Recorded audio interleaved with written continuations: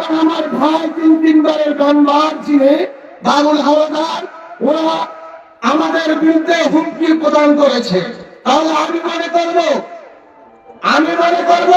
রাজনীতি কি আমাদের সাথে করেন নাকি? আমরা চাঁদাবাজের বিরুদ্ধে কথা বলি, আমরা সন্ত্রাসের বিরুদ্ধে কথা বলি, আমরা লুণ্ঠনকারীর বিরুদ্ধে কথা বলি। আজকে আপনারা দেখেন প্রিয় সাংবাদিক ভাইয়েরা, আমাদের কয়েকটি গাড়ি ভাঙচুর করেছে এবং আমাদের কয়েকজন লোকের গায়ে গুলি করেছে। এর আশরাফুদ্দিন সাহেব সংসদ সদস্যের বাড়ির সামনে। তাই আমরা চাই এই একটার জবাব, এই ঘটনার জবাব আবৃত্তিয়ান দেওয়া হয়।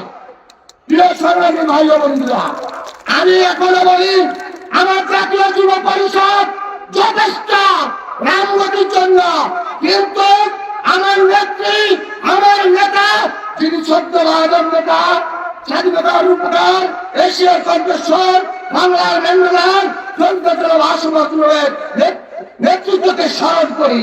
কারণ উনি চায় না রামগতি গরিব ও মানুষের যে ভেদাভেদ যেন থাকে। আমরা চাই এই রামগতি কমলনগরের মানুষ একটি শান্তি প্রতিষ্ঠা করার লক্ষ্যে।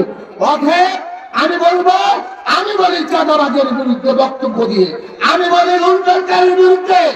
আপনি আমাকে ভাইগনা বলে বলেন, আমি আপনার বাসায় গেছি, আমি যদি আপনার বাসায় গিয়ে থাকি আপনার ভিডিওতে প্রমাণ করবেন। আর না হলে আমার যুব পরিষদ আপনার সন্ত্রাসের বাহিনীতে ঢুকে দাঁড়াবে। এটা আমি বলতে চাই।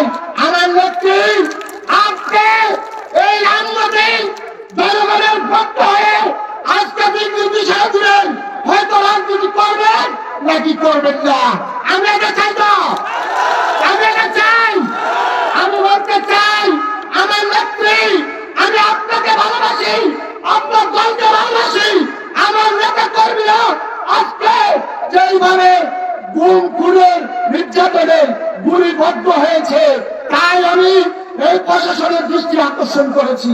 আপনারা জানেন আমাকে ইশারা দিয়ে লাভ দেয় ভাই। আমরা চাই আমরা সন্ত্রাসের বিরুদ্ধে কথা বলি, আমরা কারোর বিরুদ্ধে কথা বলছি। আপনারা আমার ফেসবুক মিডিয়াতে দেখেছেন, আমি প্রত্যেকটা মিডিয়াতে বলেছি সাবেক এমপি মহোদয় সাহেব, আপনার কিছু চাঁদাবাজের লোকেরা চাঁদাবাজি করে, কিন্তু এখানে বিএনপির নাম বলিনি। কারণ বিএনপি অনেক ভালো সংগঠন, যারা করে তারা ভাই গ্রুপের লোক। কি গ্রুপ? আমি বলবো যে আমরা ঐক্যবদ্ধ আছি। নেত্রী যদি আমার নেতা সমাজগুলো 18 সালের সেই নেতা যদি হয়ে থাকে, 72 নেতা যদি হয়ে থাকে, আপনার স্ত্রী আপনার যদি এটা যদি আপনার রামগতির জনগণের পাশে না দেখে, আমরা জানি আপনি কষ্ট করেন, এই রামগতি কর্মীদের উন্নয়নের স্বার্থে।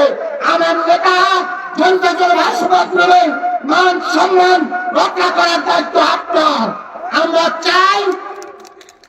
চাই এই শান্তি প্রতিষ্ঠার জন্য যা যা কিছু করার আমরা সহ সবকিছু ঐক্যবদ্ধভাবে আমরা মোকাবেলা করতে পারি। কিন্তু আমরা সেটা করলে দিনে অনেকে মনে করেন জাতীয় সমাজতান্ত্রিক দল চেয়েছি। আরে ভাই, আমার নেতা যখন এই দেশের স্বাধীনতা সার্বভৌমত্ব রক্ষা করার লক্ষ্যে একটি স্বাধীনতার প্রথম পদে উত্তোলন করেছে, আজকে আপনারা যারা প্রশাসনে চাকরি করেন আপনারা সেই কারণে চাকরি পেয়েছেন, বাংলাদেশের নাগরিক সেই কারণে চাকরি পেয়েছেন। অতএব আমি বলবো মারামারি হানাহানি আমরা এটা চাই না। আমার নেতাই কখনো চাই না, আমরা চাই না। ভালো থাকবেন, সুস্থ থাকবেন, এই বলে সামনের আন্দোলনগুলো আমরা ঐক্যবদ্ধভাবে গড়িয়ে তুলবো। আল্লাহ হাফেজ।